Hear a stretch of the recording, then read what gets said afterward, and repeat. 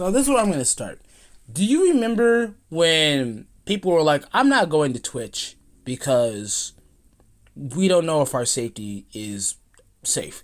Like, this is when, after Charlie Kirk, the incident that happened with him, and people were like, yeah, I'm sorry. I'm not sure if I'm going to be safe if I go to Twitch. So I'm not going. And so Twitch was like, oh no, it's going to be safe. It's going to be fine. And then literally at that TwitchCon, Emiru was assaulted. Now, of course, she wasn't punched, but some dude just walked up through the line and just walked up and kissed her. Now, luckily, he didn't have a knife. Luckily, he didn't have a gun. Luckily, nothing else happened.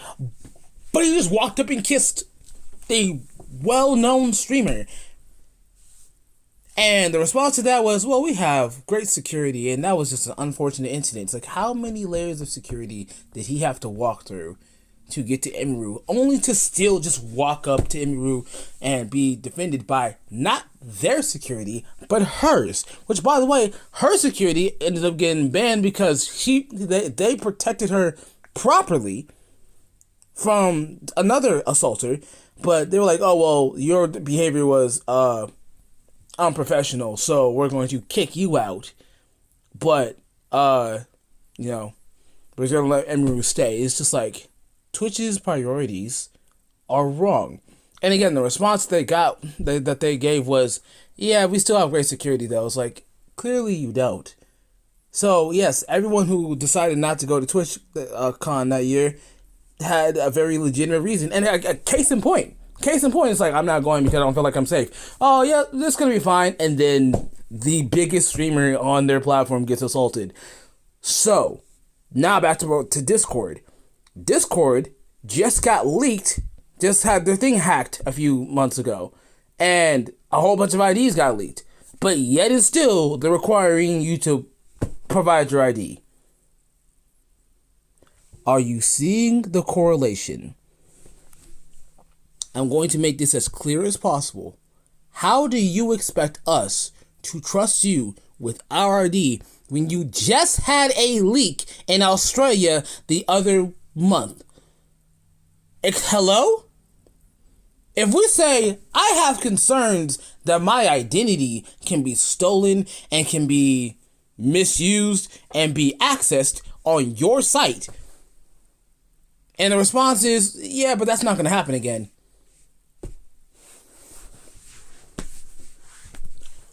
I'm not convinced. Twitch had a whole month of people saying we don't trust the political and the not even the political environment, the environment as a whole right now, because of how extreme and how high emotions are. We're not going because there's a lack of safety. Oh no, we're gonna make sure it's safe and that everyone feels safe and everything's gonna happen. That everything's gonna be fine. And then a guy just walks up to the biggest streamer and kisses him. Clearly you're not taking the issue seriously. So Discord, why in the world should we take you seriously when even Twitch, before they knew the political environment, they knew the emotional environment, how it was, and they still failed to protect the biggest streamer? And yet you're going to tell us, oh yeah, we're going to protect your ID. Yes, we had your thing leaked last month, but no, we're going to protect your ID. You need to roll this back. Period. You need to roll this back. This is not something you need to implement. If you're going to implement it, yeah, you just deserve to leave at this point. Because again, I look at Twitch and I see that and I'm like, you guys had time to prepare for this. And for you to still fail shows that you didn't take that issue seriously at all. And that's how I feel about Discord. I'm like, y'all just leaked. You just had your information leaked to whoever, and you guys also said, oh yeah, we don't store that data, and then it ends up getting leaked. Data that you, by the way, stored, that you said you didn't store. Why should we trust you, Discord? Anyways, let's listen to this video and see what they have to say, because I'm sure it's a whole load of BS. So Discord made ID age verification a requirement globally, and to say that they got some backlash for it would be like saying that Frieza doesn't really like Sans. It would be the understatement of the year, and Discord actually responded to all of the hate by writing an actual book about everything that they're going to be doing and trying to clear all of our doubts and everything like that. And to say that the response is bad is once again another very big understatement. So let's go over it together and see what they say. We've seen some questions about our age assurance update. We want to share more clarity. We know how important these changes are to our community. Here's what we want you to know. Discord is not requiring everyone to complete a face scan or upload an ID to use Discord. Yes, that is true. You can still use Discord. Oh, how reassuring. You're not going to cause me to do a face scan or give my ID. It's the idea that you're even floating the idea of people having to give their ID or need a face scan when you just were hacked a month ago. Why are you even bringing this up? You have no, I'm not even going to say have no right. You're in no place to make those type of demands when you are not proven to be credible. Or without giving an ID, but you are going to be losing a laundry list of features, and AI is going to actually be looking at your account to try to verify. Oh, we're being punished for not trusting you when your platform was just hacked a month ago. My bad. I'm sorry for not trusting you. I don't know why I wouldn't trust you when you literally were just hacked. I have no idea. Verify your age based on your activity. These are things that are confirmed. Discord confirmed them themselves. So when they say, yeah, you know. Also, to another point, we're going to punish you for not trusting us. We're going to punish you for not trusting us because, yes, we've been letting you use our platform for years on end, but now we're going to take away features because we want to have your ID. Hey guys, there are other platforms. I hope there are ones that are going to come and replace this platform because you've already shown that when you require people to give you their ID, that you're just going to leak it and you're not going to protect that information. And the thing that I really am hating about, like, this is just the environment in general, which I need to talk about this as a whole, but people are getting more and more obsessed with the idea of getting people's ID and less concerned about actually protecting that information. Like, I don't know how many sites there are right now that are going in the direction of, we need your ID, we need to know what sites you go on, we need to know where you go, what you look at, what your political views are, what your sexual identity is, what race you are, and they want all that information, but then they don't protect any of that information. Like I said, I've heard like countless examples of people getting a whole bunch of, like, I don't know what I'm gonna call it, strategy points on somebody. So basically things that are just qualities that represent them, getting all those things so they can put it in the algorithm so they can know what to feed you, and then they don't protect that information. Like, literally they're like, yeah, we know what your name is, we know where you live, we know what your favorite hobby to do is, what your sexuality is, we don't know all this and we're gonna protect it. And then it gets hacked. And it's like, this has happened like under this administration like 3 different times. And I'm like, what is going on where security is just like the second priority? It's not the first one. It's like, you should be making sure that your systems are as unhackable as possible. But again, what was it the other day? I think it was Facebook, Google, and Apple were all hacked, and like a few billion passwords got leaked somehow or got accessed. I'm like, why are we not prioritizing security? Like, why are we so prioritizing data on people more than security? And I get why. It's like, data on people is useful. You can serve people the right ads, the right type of attention, the right type of products. It's like, that's great. But if you're gonna acquire that information, you need to also protect that information. And I feel like we're going in the direction of, let's acquire the data, but let's not protect the information. I'm like, I don't want to give you my data if you're not going to protect the information you receive from me. Because if you receive all of my information and then you don't protect that information, I'm like, I don't want to give my data to you. So yeah, that's where I'm at. I'm like, why? It seems like there's a much bigger priority around data acquisition as opposed to protecting the data that you acquired. And I'm like, I'm so sick of companies wanting data and wanting ID and wanting all this trackable information about somebody as opposed to protecting any of that information. And it's just like, you want all this stuff on people so you can serve them certain ads or restrict certain content, and yet and still you're not willing to protect any of that information. So you just create systems that are, again, held together by duct tape, and people can just hack in. And I'm like, I'm so sick and tired of companies asking for data but not being willing to protect any of that data. And seeing this as a pattern makes me say, I don't want to be known on the internet at all. I don't want to be known on the internet at all if literally giving my data to a company means that they're not only not going to protect that data, but they're going to take that data, put it in the most insecure system possible, and then be surprised when it gets hacked. And it's like, maybe you should, I don't know, beef up your security. That's a good idea. That's a great place to start. Again, the whole thing with Twitch, I use that analogy because they had a heads up beforehand that people did not feel safe going to their event. Oh, security is going to be fine. We're going to make sure that everything is as safe as possible. And then literally, case in point, someone walks in and just walks up to the biggest streamer. Yeah, I don't think you have a pretty good secure system if people can just walk up to the biggest streamer. I think you have a problem. And I also think you're full of, again, you're blowing steam up people's tail. You're not doing what you say you're gonna do. You're saying this, we're gonna make things secure, we're gonna make things safe, and then you're not prioritizing that. That's a problem. Anyways, let's continue. Oh, you don't have to give us your ID. You're basically saying, yeah, it's all good though. You're just gonna lose all these random features, and we're gonna spy on you using AI. So no big deal, you know. Yeah, we're punishing you for, again, not trusting our platform. Again, I wonder why. You don't have to, but pretty much the platform will be unusable if you don't. It's such a cop-out answer, but anyways, the vast majority of people can continue using Discord exactly as they do today without ever being asked to confirm their age. Again, they leave out the fact that they are going to be using AI to determine your age if you don't hand over an ID.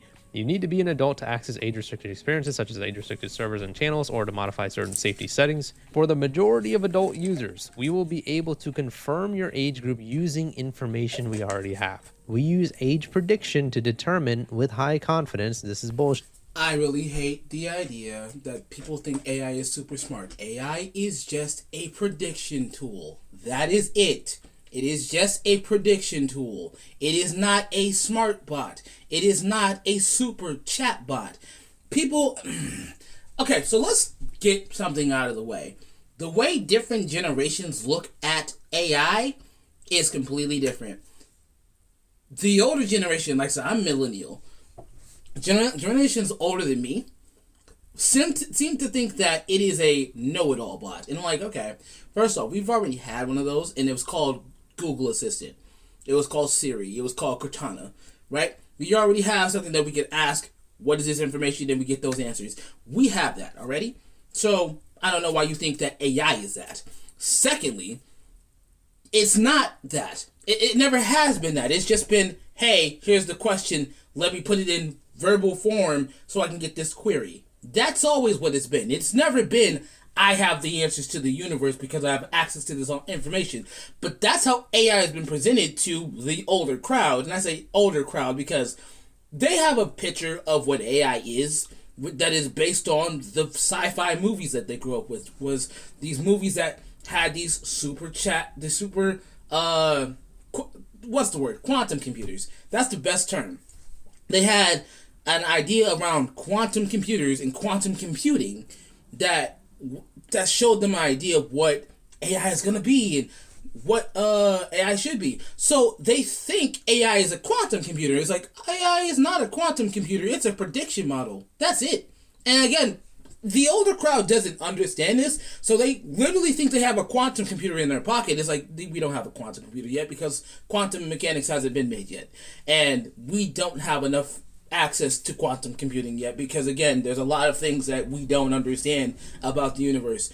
If AI understood everything about the universe, that'd be great. But we don't have a quantum computer. And the fact that we keep advertising AI like a quantum computer is like, that's a lie, dude. It's a lie. Like, Elon's trying to, advertise Grok as a quantum computer. He's like, they're not a quantum computer. They just have access to the internet, which, again, is basically having access to a big library. It's like, okay, cool. So I'm a quantum computer. You're not a quantum computer. You have access to a library. That is it. You're probably better at it than somebody else. But if you are going to the wrong sources or going to unreliable sources, then no matter how big that library is, if you aren't giving people reliable information, it doesn't matter the information you give them. So in other words, you can have access to a whole library of information, but if you can't decipher what's true and what's not, you're going to give people incorrect information. And the thing about the internet is that there's a whole bunch of good information out there and a whole bunch of bad information out there. And just having access to the whole library doesn't make you smart. It just means you have access to the whole library.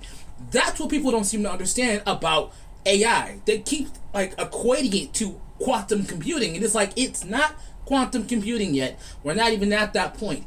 They have, again, we don't have a model that can decipher intelligently the information that it needs to parse. It can only grab the information from the sources that already exist. It doesn't understand the information outside of that. It's a big computer that has a big library that can access that big library. That's what Google Assistant is.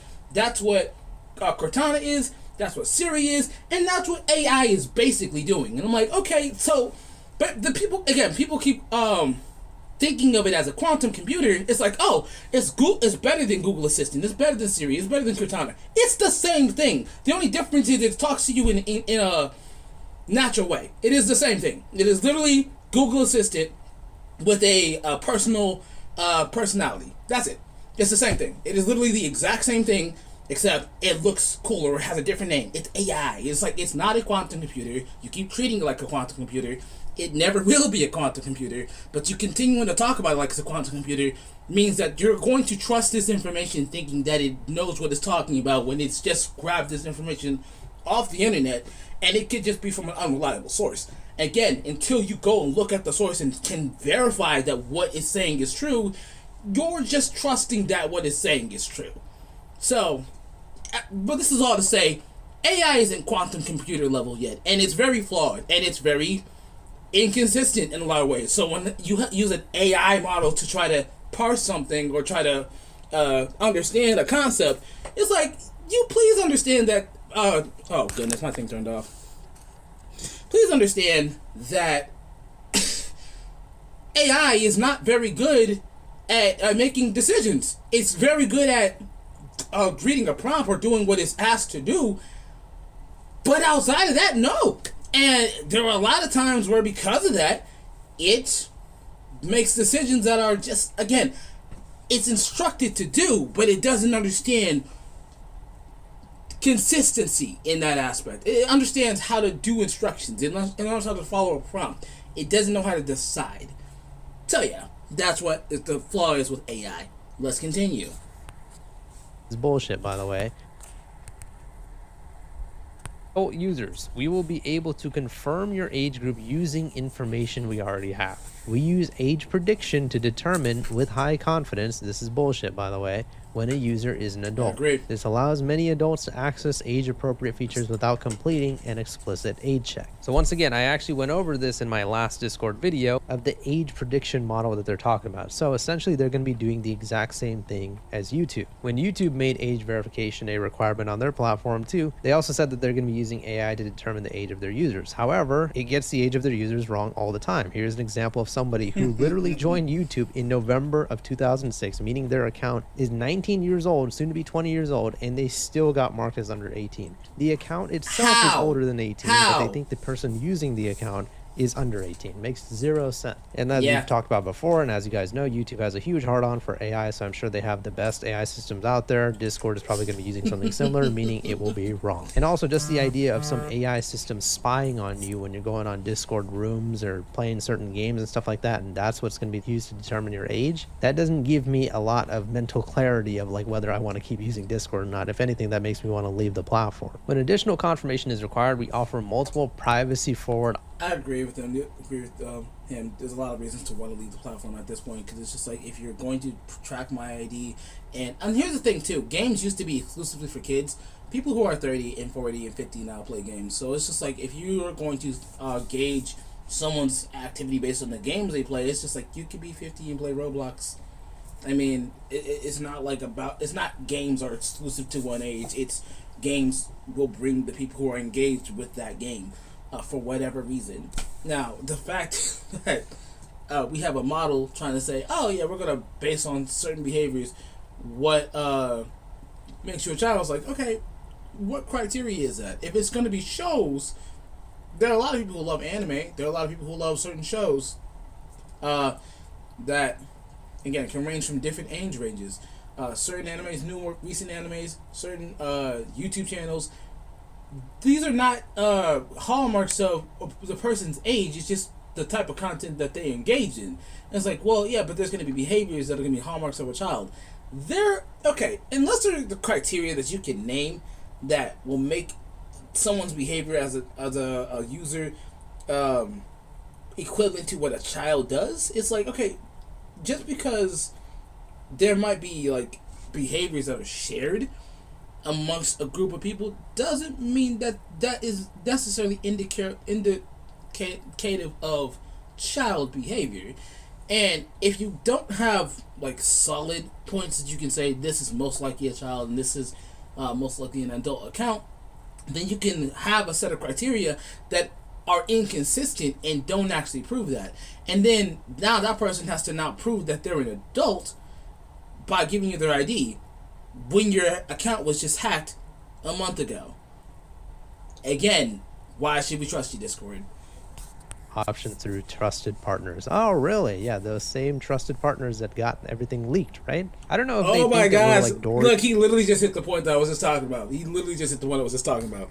From Finding Nemo or something, where we have like short-term memory loss, but you know, we still remember the 70,000 government ID photos getting hacked by your third-party vendor that you claim is super trusted.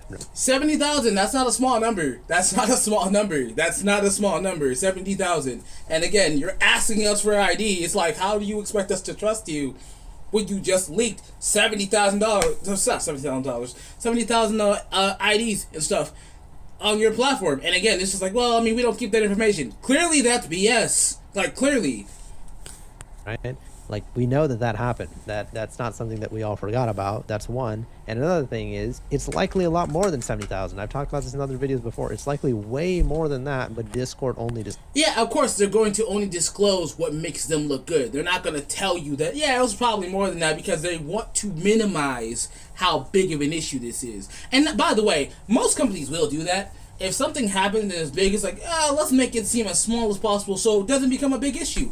Hey, remember when Google, Facebook, and Apple were all hacked and a few billion passwords got hacked? That's a huge number. And that's I think it was bigger than the population, how many passwords got hacked. I'm like, yeah, you might want to change your passwords, because straight up, that many passwords means that's a string of information that is probably everyone's passwords. Like, that's a huge set of passwords. And the fact that all that information just got leaked is like, yeah, I'm pretty sure you have to probably change your password. You probably should change your password. And I'm not saying that to tell anyone to change their password. What I'm saying is that the idea that, again, so many companies are so hyper-focused on data. Let's get all this stuff about who is who so we can control what they see, as opposed to let's protect the information that we get from people, seems to be misplaced priorities. The idea that we want to rather serve you the information that we think you should be served and or stifle the information that we think you shouldn't see, to me, is more indicative of people trying to control information than trying to protect the information that they get from you. And that, to me, is a direction that I don't like seeing. But it seems that's the direction we're going in, because it seems more and more every day that we're trying to control what people say more than to protect the information that we get from them. I'll give you an example. If you mention certain words on TikTok, your video will just be suppressed, or the Apple quote break. And I'll let you try this yourself. Mention the word, what you call people who like children on TikTok. Your video won't be produced. the app will just stop quote working. And I'm just like, I didn't think this was real at first, but the fact, because I made a video about that, not even talking about Epstein. I made a video about that as a separate subject entirely, and that video just wasn't produced. The whole app suddenly broke, and it was for that specific video. And I'm like, oh, this is a pattern. They are actually suppressing speech. And that's for certain words. That's for certain words. That's for certain speech. That's for certain concepts. Yeah. I had another video that I released. And when that video got released, the stuttering on it was crazy. It was like all of a sudden the video got stifled. And when you tried to watch it through, it was almost like it was buffering the whole time. And I'm like, they did this on purpose. They're doing this on purpose. They're literally stifling what videos you can see and what makes an impact. And if they don't like your video, they'll just stifle it. Or they'll just throttle the traffic to it. And it's like, oh, okay, you're doing this on purpose. And TikTok has become that now. I'm like, I didn't think that we live in a time period where freaks would be throttled. But yeah, if you mention certain things on TikTok, your video just won't make any reach. And it won't be able to be seen because they'll throttle the traffic to it, so literally the ability to watch the video all the way through becomes impossible. And so yeah, most people will scroll past it because it's just like it'll be stuttering too much to watch, or they won't let you produce the video and it just won't be produced. All of a sudden the app will quote break and you literally have to exit out and come back to the video to even try to produce it, and it still won't let you produce it. They are stifling speech on TikTok. Not to mention, they're also, for the For You page, I'm pretty sure, promoting the people who pay for promotion, which is a bigger push than I would like to see. Like, they are really, really, like, on the promotion push with, like, oh, you need to promote your videos to make any reach. And it's like, you know what people liked about TikTok? That anyone could go viral. Anyone could be viral. Anyone could do something and become viral. If you have to pay to play, people aren't that desperate for fame. I know you think they are. So it's like, yeah, I want to be famous. It's like, why would I pay to be famous? If I'm going to be famous, it's going to be famous by happenstance, not because I want to be famous. Yes, there are people out there who are going to pay to be promoted, but at that point, it's just like, well, now I'm paying to be seen. Which, again, just because you're paying to be seen doesn't mean the content you make is good at all. It just means you're paying to be put in front of more people.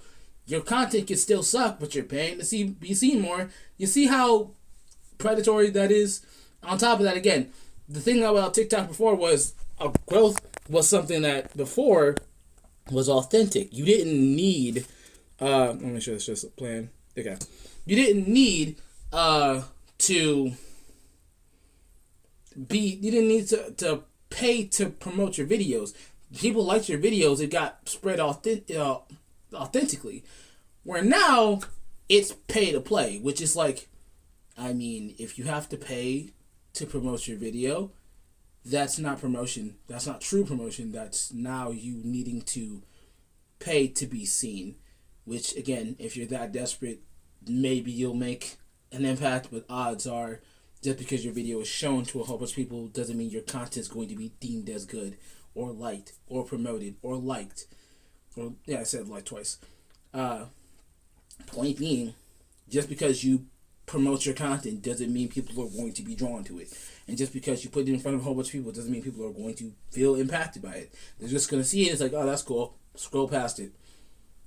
Promoting your videos does not do anything, but they're still pushing it anyways. Anyways, let's go back to Discord. What's going on with them?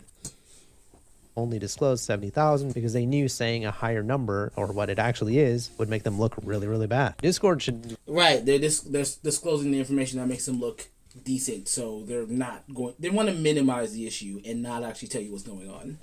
Like new stand-up comedy, because this is going to be where the comedy show starts. Facial scans never leave your device. Discord and our vendor partners never receive it. Really? Oh my god, you guys should really do stand-up comedy. Then how the hell did this happen? Can you explain how this happened? If the vendors don't keep the photos, how was there a data breach from the vendor getting hacked? That doesn't even make Preach.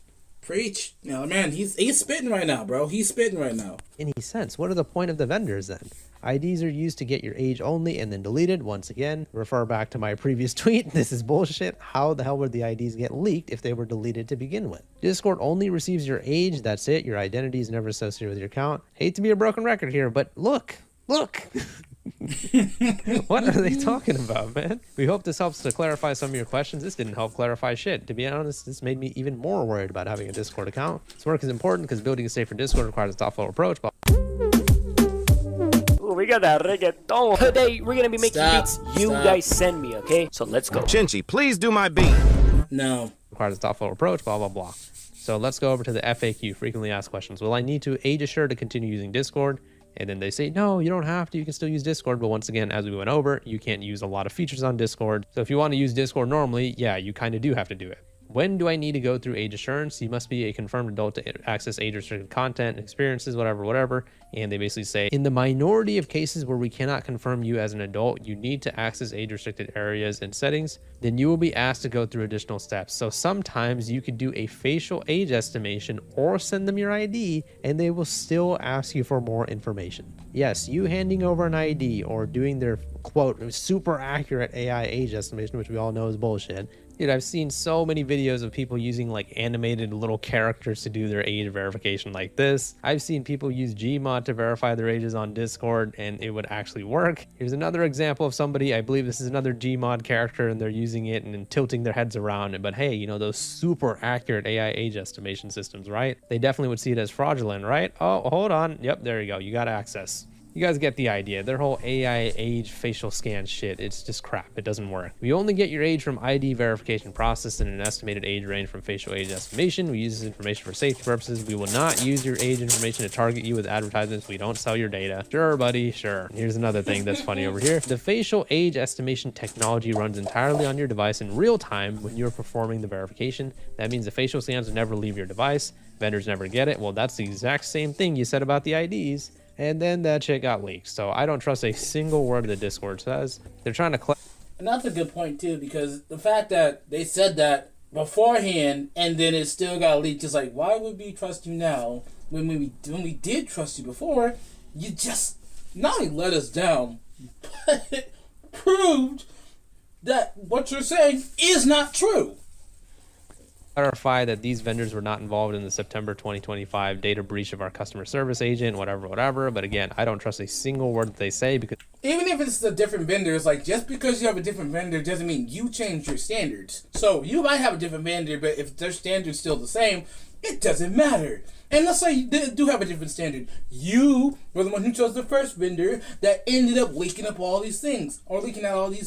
So why would we trust you now with a new vendor, and also so recently after the first hack? I'm just like, you should probably wait a year before you ask for this information. And you'd be surprised if people even still trust you then, because you just let a hack happen and you're asking and demanding ID now?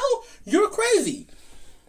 they themselves said after the IDs are used to verify your age, they are deleted. If they are deleted, how could they have gotten leaked? Let's just put it this way. You don't have a winning argument. You don't have any right to ask people for their IDs after you guys just had a leak. You don't have any right to be asking people to trust you after you guys just had a leak. Why in the world would we? Why in the world should we? And it's like, well, because it's needed. First off, why do you need IDs? Why do you need IDs? To prove you're an adult? No, that's not why. That's not why. Let's just get this out of the way. When people say we need IDs to prove you're an adult, it's like, we need IDs to track you. That's what they need it for. All right? Again, I've been seeing this political push, not even political push, this bigger push of we need data on you, we need data on you, and that's what it all is. It's this, we want to protect the kids. It's like, no, we just want data on you. We just want to know who you are, what your political beliefs are, what you believe, what you see, what you think about the world, so we can advertise the stuff that we want to you, so stifle the stuff that we don't want to you, getting to you, and make sure that we can give you the type of stuff that we feel like you need and that you should do, and we want to see what you do on the internet as a whole. We want to track you as a person. Like, we want to track everything about you. They're trying to go for the China push, which is basically tracking everything you do, and if you do something that we deem unlikable, we just shut down your life. And it's like, I don't like the fact that we're going in that direction, but it seems like the more and more we're talking about IDs and tracking information, we're going more and more in that direction. And I'm like, this is never about protecting the kid. This is about maintenance. It's about maintaining people's moral character, or who they are, or what they like, or what their opinions they have. The thing about people is we're dynamic. We all have different circumstances, different lives. We come from different backgrounds. We have different experiences. So the way we see the world is all going to be different. So how is it in anyone's best interest to monitor everyone's opinions when they all have different circumstances in life? I don't see how it's morally just to say because you don't see the world the way I do, you're wrong. It's like, okay, I'm gonna give you two examples here that's gonna like put this into clarity. You have a person who grew up with lots of money, every opportunity, and everything always worked for them, and so life always been easy. Then you have someone who grew up poor, never had anything, and the rich always took for them. They're probably gonna hate people who have money. They're probably going to hate anyone who talks about money, but they also want to have ambitions to probably get money themselves at some point. So their political leaning is probably going to be Democratic or Libertarian. They're going to have a lot of things that are against money and more for people having opportunities, like people who are going to be, or politicians who want people to have jobs and want people to have health care and want people to have access to all the things that they need. So their view is going to be completely different than the person who grew up with everything that they needed. But the person who has everything that they needed becomes a politician, or not becomes a politician, becomes a person of influence, and they have the choice of what this other person sees. Let's say person P, the person who's poor. Well, now they're going to look at that person's opinion and say, you're absolutely wrong for having his opinion. Well, their life circumstances are different, so their view of the world is going to be completely different than the one who had it easy. But they don't know that. And see, that's the thing.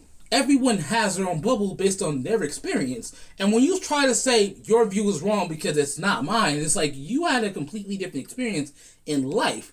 So your experience and your view of the world is going to be entirely different than this person's view of the world. Let's say, again, you have a person who's had everything and they happen to be Caucasian. And the person who didn't have everything happens to be brown or whatever type of race.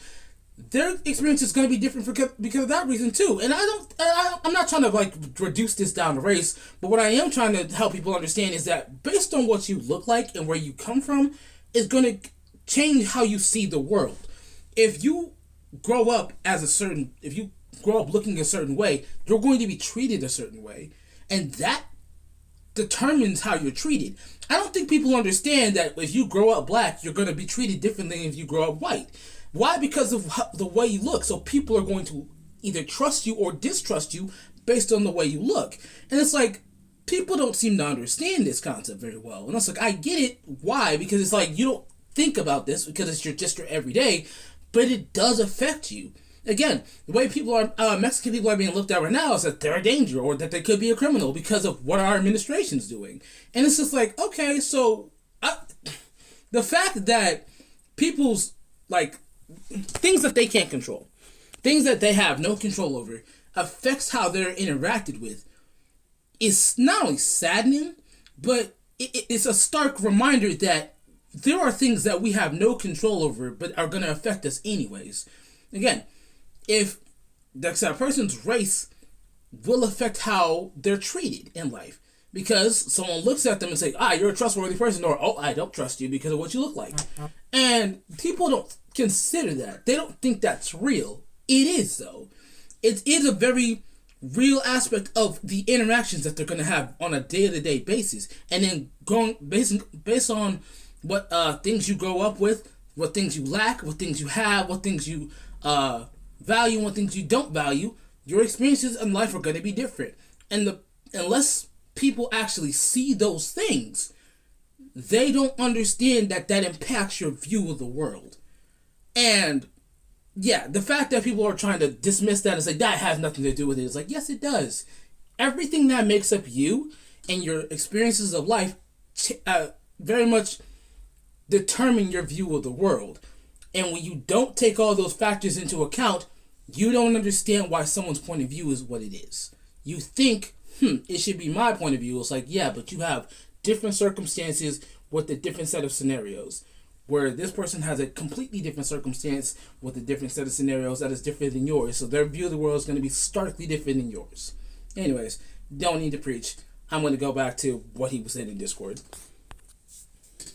It is all bullshit. They are lying. And Discord once again vehemently says, oh, we only get your age from your ID and that's it. Your identity is never associated with your account. And they're just yapping and saying a bunch of crap, right? But yeah, this is all bullshit. And Schlepp even made a tweet about this saying, throwback to when Discord allowed Roblox child sex communities to gain hundreds of thousands of users and did absolutely nothing to moderate them. They did a partnership with Roblox, basically two of the worst companies in the world partnering together, and it resulted in a lot of kids getting access to a lot of very sexual games. So that's my thoughts on it, but I also did see this tweet. Shout out to this person over here. They made a lot of great points. This post does not address who the partners are that handle your data, whether those partners may or may not store your data, how this rollout will differ from the rollout last year that resulted in a 2 million ID leak. Again, that sounds about right. I mean, that sounds like way more accurate than the whole 70,000 IDs that Discord says. What they plan to do with the data that they collect, they say it's about protecting kids. Ignore the fact that this will explicitly point out who the kids are and where they are, allowing easier and faster access to children for predators. This is the exact same problem that Roblox had. The whole Roblox age verification thing did the exact same thing, where now you know exactly how old certain users are, and you can use one of the many ways to circumvent the terrible AI age verification facial scans that they have, get yourself marked as 13, and now you know that this kid is actually 13. They have not spoken on what the AI does, what the data it collects, and I can answer that question. They're going to be selling it to the AI companies so they can train their models off of the video selfies from all these kids.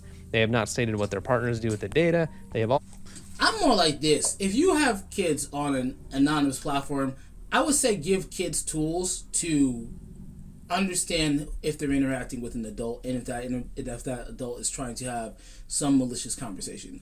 Like if they're asking what age you are and then the conversation instantly starts becoming more intimate in nature, get off that conversation. Like I feel like you should give kids tools to understand when a conversation is becoming intimate in nature, as opposed to just trying to say, here's what the kids are, and here's the category for kids. Because, like, when you separate sections like that, all you do is make it easy for predators to find themselves in those pools. It's like, what do you mean? Okay, so I'm going to give you a very simple example. If you have Discord separated into the adult section and the kids section, the people who want to talk to kids are going to just put themselves or figure out how to get in the kids section, and then once they're in the kids section, they start interacting with kids in an inappropriate way. This is why it's an issue to separate Discord into a kids section and adult section, because it makes the people who have kid accounts a target for those individuals. So, yeah. Also not stated or detailed any steps that they are taking to ensure that those who intended to abuse the system to gain access to minors are detected and punished. They have also not stated whether or not the AI built to create a biometric portfolio on you will stop listening after it has done so, meaning from implementation on every keystroke you send to Discord is likely being tracked and audited by third parties with no regulations. And that is the most concerning part about this whole update, the whole part where Discord's like, yeah, we're going to use AI to determine your age by your activity, right? As this person says, when is that actually going to stop? Are they going to stop doing that after they verify that you're over 18? When did they start doing that? Has that been a thing for years? Or did you guys just add that? I mean, I have so many questions and it makes me feel really weird that AI is tracking everything that we all do on Discord. It's just really, really weird and creepy. And again, you guys would not believe how many people are defending Discord saying, oh, those scans are getting deleted. They don't see that scan, blah, blah, blah. It's like, do you guys not remember the data breach that happened just a few months ago? Stop being so naive, man. Don't trust these types of companies. It's all about... I don't think they care about the data breach. I think it's just one of those things. It's like, Discord's going to be the same as it's always been. It's like, again, I'm seeing this push of data, not protect your data. I'm seeing a lot more of that than the idea of the platform itself being secure. There is a much bigger push right now for collection of data. Let's advertise to this person or stifle this information from them. It's just like, stop trying to control information. Like, this is what, again, is getting on my nerves. The idea that it's just becoming more and more about controlling what information people see. It's just like, the more we go in this direction, the less informed the people are going to be, because it's literally just going to be propaganda at this point. It's just literally going to be propaganda. Because when you start saying certain people get this information, certain people get that information, it's just like, yeah, you're not helping people become informed. You're just stifling the information that you don't want them seeing. Again, case in point, the whole reason TikTok got acquired was because they didn't like the whole conversation around Israel and the fact that what was going on in Palestine was being spread on TikTok. They were like, oh, we don't like that narrative. We got to shut that down. It's just like, okay, free speech is free speech regardless. It's not about you have an opinion that I don't like. It's about, all right, if you have an opinion, if they have an opinion that you don't like, then you come in with an informed take and debate or flip that opinion. You don't stifle that opinion and stop it from existing. You come in with a better point. That is the privilege and the responsibility of free speech. You let people say what they want to, but you disprove it with your own speech. That is what you're being asked to do. You're like, okay, this opinion is not correct, but here's why it's not correct. That is your job. That is your responsibility, and that's your job to present that information. That being said, if you're not willing to do that and you're just going to just stifle that speech because you don't like it, it's like, well, now you're not playing fair because you're saying, oh, I don't want this opinion to exist, so we're just going to cut it off entirely. It's just like, okay. So not arguing with people is a very good way to not learn how to make good arguments. I'm going to say this again. Not arguing with people is a very good way to not learn how to make good arguments. And the reason I'm saying this is because being able to argue your point is a skill. And it's a skill you should acquire. Again, I didn't agree with everything that Charlie Kirk said. But the man was good at arguing his points. So even though I don't agree with everything that he believed and every point that he had, guess what? He knew how to argue his points. He knew how to say what he needed to say. And he was very good at that. He understood the importance of free speech. Even though there was a lot of opinions that people didn't agree with, he knew how to argue his point. But when you start saying, we're going to stifle your speech because we don't like what you're saying, then you take that skill away of being able to argue your point away. Because people don't run into opinions that they don't agree with anymore. It just gets stifled. So free speech becomes a worthless concept because it's no longer free. It's stifled speech. It's propagandized speech. It's locked in speech. It's no longer opinions exist. It's the idea that the regime says is true is now the idea that you have to listen to. And that is a scary world to live in. Anyways, I'm going to let them continue playing. Money. This is a business at the end of the day, and they are going to be able to make a lot of money off of our biometric data. Let me know what you guys' thoughts are on the situation in the comments. This is Discord's response, and in my opinion, it's pretty bad. Please leave a like on the video if you enjoyed it. And I agree, it's terrible. So yeah, again, I'm seeing this bigger push of information, data, track it, shut off speech.